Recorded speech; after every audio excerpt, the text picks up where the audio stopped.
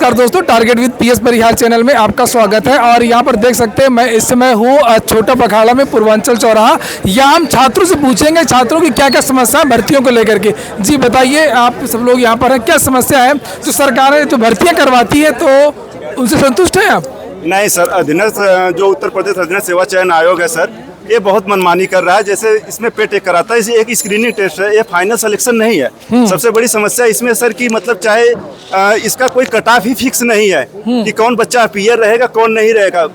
75-80 वाला भी अपने आप में सस्पेंस बना रहता है कि वो अपीयर रहेगा मेंस के लिए कि नहीं। ये फार्म कोई आता है तो फार्म सबसे भरा लेते हैं। लगभग कोई भी भर्ती आती है तो 8 से 10 लाख लोग फार्म डालते हैं, उसका भी पैसा कटता है। फिर इसके बाद कोचिंग वोचिंग लेते हैं, अन्य तरह के भी दोहन होता है। इसलिए हम लोगों की एक जेन्युइन मांग है कि अपना एक मिनिमम कट ऑफ फिक्स करें। इतना बड़ा स्टेट है कि 7-8 लाख लड़कों का एग्जाम करा सकते हैं। इसके पहले भी, इसके पूर्व भी सरकार या ये भी सरकार कराई 8-10 लाख लड़कों का एग्जाम कराई है। तो ये क्यों नहीं करा पा रहे हैं? मतलब कि ये हमेशा की 15 गुना लेंगे, 30 गुना लेंगे, इसमें हमेशा सस्पेंस बना रहता है कि कौन बच्चा अपीयर रहेगा कि नहीं रहेगा। हम लोगों की एक मांग है कि मतलब एक अपना एक मिनिमम कट ऑफ फिक्स कर दें, मैक्सिमम अपॉर्चुनिटी, मैक्सिमम बच्चों को अवसर दे। चाहे 1 पद आए, चाहे 1000 पद आए, चाहे 10,000 पद, उसके लिए कट ऑफ फिक्स रहेगा ताकि जो भी बच्चा रहे और उस कट ऑफ के अंतर्गत वो अपना मेंस का प्रिपरेशन करता रहे, ना कि पेट और अन्य चीज़ों का ना प्रिपरेशन करे। एक बार वो अपीयर हो जाएगा मतलब कि फाइनल में, तो हमेशा वो तैयारी करता रहेगा। और दूसरी ये बात है कि कोई भी भर्ती है कंबाइंड भर्ती दे, ना कि एक पद के जैसे अभी आया है कल के पेपर में कि 200-300 पद का नहीं, जितना भी जैसे ग्रेजुएट लेवल का है तो एक साथ वो जोड़ करके, स्पेशल भर्तियों को छोड़ के एक साथ जोड़ करके वो निकाल दे। इंटर लेवल का है तो एक साथ वो ऐड करके निकाल दे, ताकि एक बच्चा एक जगह सिलेक्शन लेगा, अन्य सीटें जो बची जिन भर्तियों की योग्यता इंटर है, जैसे वीडियो लेखपाल, ये सब एक वैकेंसी आ जाए, जूनियर असिस्टेंट वगैरह, और जो स्नातक स्त्री है तो वो उस तरीके से इसकी योग्यता सर सेम है, वो एक साथ ऐड करके निकाल दे, ताकि एक बच्चा एक सीट खराब करेगा, अन्य लोगों को अवसर मिलेगा। जैसे एक बच्चा सिलेक्शन ले लेता है तो उसको अच्छा नहीं लगता तो दूसरा वो छोड़ के दूसरे जगह जाता है, तो इससे वो सीटें भी खराब हो जाती हैं। यहाँ वेटिंग लिस्ट की भी बात नहीं है कि मतलब उसकी सीट अगर छूटी तो वो वेटिंग लिस्ट निकाल दें। अधीनस्थ में ऐसी भी व्यवस्था नहीं, इसके पास कैलेंडर भी नहीं है। पहली बात, एग्जाम के भी कब कौन सा एग्जाम होगा ऐसा कुछ भी नहीं यहाँ पे है। इसलिए हम लोगों की मांग है कैलेंडर कंबाइंड भर्ती दें, और एक पहला काम है कि अपना कॉमन कट ऑफ फिक्स करें। तो यहाँ पर और भी बहुत सारे लोग हैं, ज्ञान गंगा के डायरेक्टर हैं राहुल पांडे सर, शीतला प्रसाद ओझा जी भी हैं, अभी हम उनसे भी बात करेंगे। और राहुल जी, भर्तियों को लेकर क्या कहेंगे, इन छात्रों की क्या समस्याएं हैं? आपको क्या लगता है कि क्या क्या सुधार होने चाहिए भर्तियों में, जो सरकार की जो भर्तियाँ होती हैं उसमें क्या बदलाव होने चाहिए? जी बताइए। देखिए, बच्चों को मुद्दा परिहार सर, पीएस परिहार सर और दिनेश जी उठा रहे हैं, पंकज जी और सभी छात्रों का जो मांग है उचित मांग है। छात्र के हित में आयोग कार्रवाई करे, न कि आयोग की वजह से छात्र नहीं चल रहे हैं, छात्र की वजह से आयोग चल रहा है।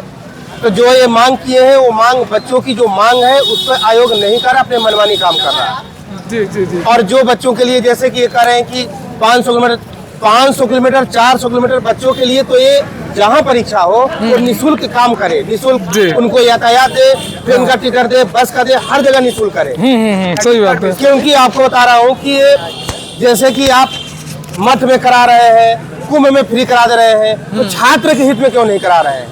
ये छात्र के हित में हर काम होनी चाहिए, सरकार का दायित्व है। जी जी, इस पे नहीं कर रहे हैं। जी ओझा जी, आप क्या कहेंगे भर्तियों को लेकर के? आपकी समस्या किस भर्ती? ये ले लीजिए। भर्ती जो प्रतियोगियों ने कहा, इनकी बातों का हम तहे दिल से समर्थन करते हैं, और राहुल सर भी हैं। और जो ये बेरोजगार नौजवान छात्रों की पीड़ा है, माननीय मुख्यमंत्री और आदरणीय प्रधानमंत्री जी को विचार करना होगा, सोचना होगा, समझना होगा। जानते ही है कि उत्तर प्रदेश में बेरोजगारी आज चरम सीमा पर है, देख ही रहे ना। और ये कॉमन कट ऑफ को लेकर के, चाहे लोक सेवा आयोग की बात हो, चाहे उत्तर प्रदेश अधीनस्थ की आयोग की बात हो, जब हमारा माध्यमिक शिक्षा सेवा चयन बोर्ड था ये कट ऑफ देता है, तो आखिर इन दोनों आयोगों को देने में क्या दिक्कत है?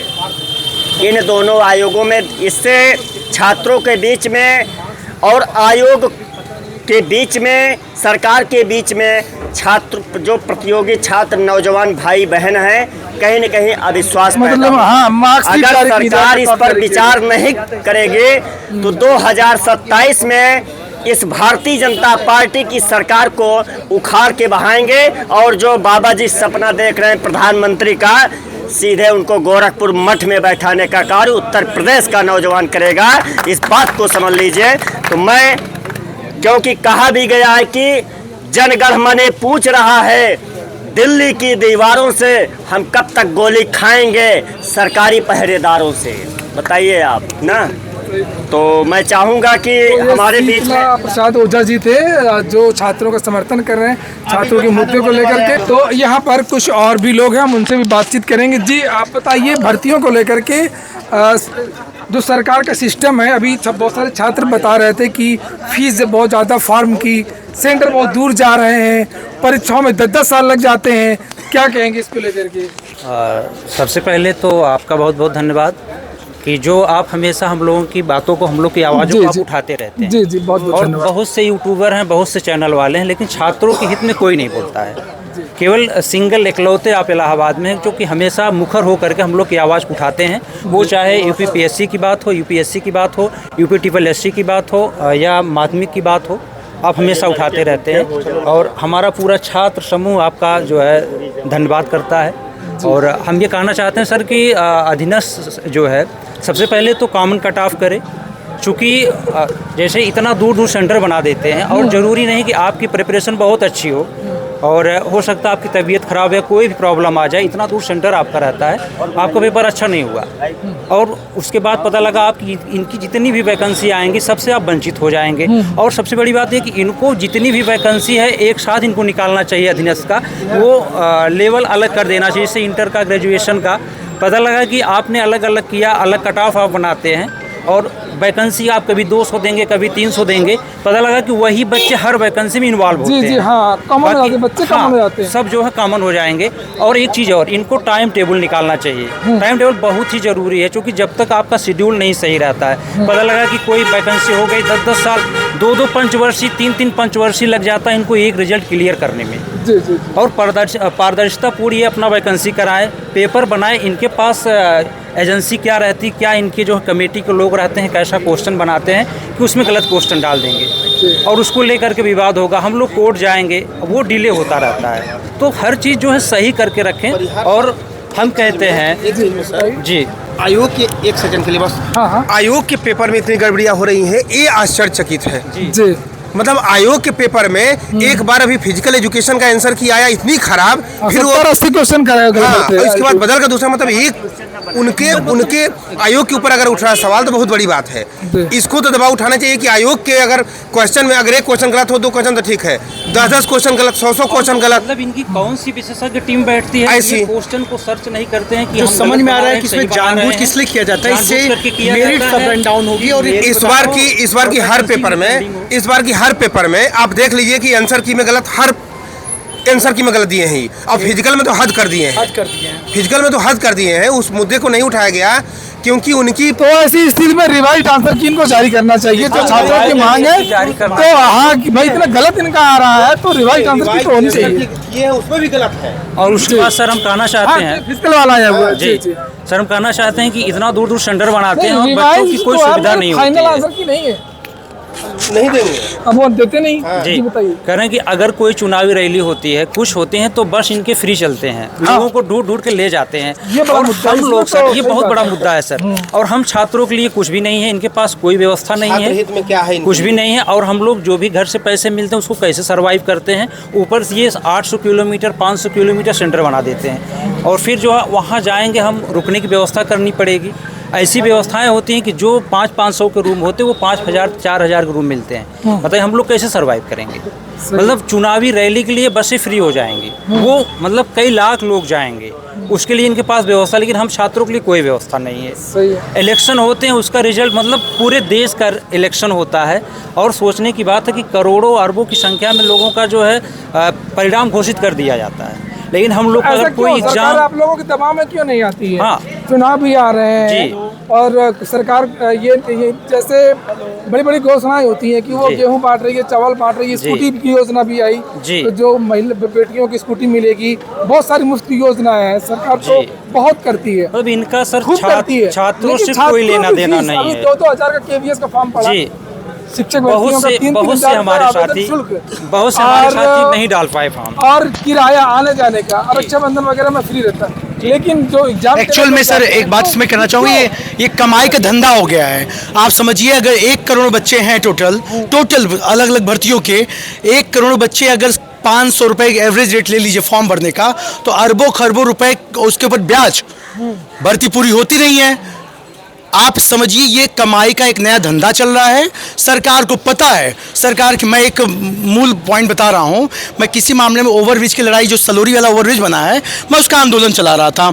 मैं कमिश्नर के यहाँ गया था एक लेटर देने, उसमें एडमिनिस्ट्रेशन का मतलब जो शासन का एक कमिश्नर होता है वो यहाँ नियुक्त होता है। वो कह रहा है कि बघाड़ा सलोरी मिला के 10-20 हज़ार लड़के रहते हैं। हम कह सर आप नए हैं तो मैं नया हूँ, महोदय आप एक बार जाके पता करें, एक बार पता करें। तो उनका कहना था कि डेटा हमारा ये कहता है कि यहाँ पे 10-20 हज़ार बच्चे रहते हैं। तो इसका मतलब ये है इनका जो ऑब्जर्वेशन बेस है, मतलब जो नाली, सड़क और जो पाइपलाइन, सीवर लाइन बनती है, उसका जो बेस होता है इनका, उस ऑब्जर्वेशन बेस में आपकी संख्या काउंट नहीं होती है। ये संख्या यहाँ के लोकल मकान की काउंटिंग होती है, उसी में तो ये आपस में बटे रहे। यही मैं कह रहा हूँ कि जी। सरकार आखिरकार डरती क्यों नहीं है, आपको दूर भेज दे कि आपकी परीक्षाएं लंबी क्योंकि हैं। चुनाव में चुनावी प्रक्रिया को प्रभावित करने के इनके पास तमाम हथकंडे हैं। न्यायालय खरीद लेंगे, सीबीआई कंट्रोल कर लेंगे, ईडी कंट्रोल कर लेंगे, तमाम चीजें कंट्रोल कर लेंगे। अगर तो- इतना हथकंडे हैं तो फिर ये गेहूं क्यों बटवा रही है, तो ये स्कूटी क्यों दे रही क्योंकि है? साथ में दोनों चलेगा ना, पैरेलली तो इनको दोनों काम करना है। इन स्थितियों गलती जी। छात्रों नहीं, में एकता कहीं नहीं ना है, कहीं छात्रों में एकता नहीं है, छात्र खुद ही नहीं मानते इसको एजेंडा। नहीं, मैं कई बार छात्र मानता हूं। चले जाते हैं सर- लोक लुभावनी योजनाओं में, चुनाव आएगा देखिएगा यही छात्र किधर जाएंगे। सर स्थितियां, चुनाव तो ठीक है, लेकिन आपने लास्ट टाइम देखा था उत्तर प्रदेश लोकसभा आयोग का भी आंदोलन देखे हैं आप, एनटीपीसी एसी शहर का आंदोलन है। यहीं पे अंदर एक गली में एक लॉज को स्पेशली टारगेट करके बच्चों को मैंने कूट वीडियो बनाया था मार- वो। मैं खुद जा करके यहाँ पे बिल्कुल, बिल्कुल। बघाड़ा में इलाहाबाद जिला प्रशासन से और छात्रों के बीच में संवाद का आयोजन हमने स्वयं कराया है यहाँ पे, कि बच्चों को मार पीट कर आप सोचो कि प्रशासन बच्चों से सन तक पहुंचाए। कई बार ऐसा होता है कि आपने लोकसभा आयोग के आंदोलन को दिशा देने जाए, उनके एडमिट कार्ड के आधार पर निःशुल्क किया जाए, कंबाइंड भर्ती लाया जाए, यूपी के पहले से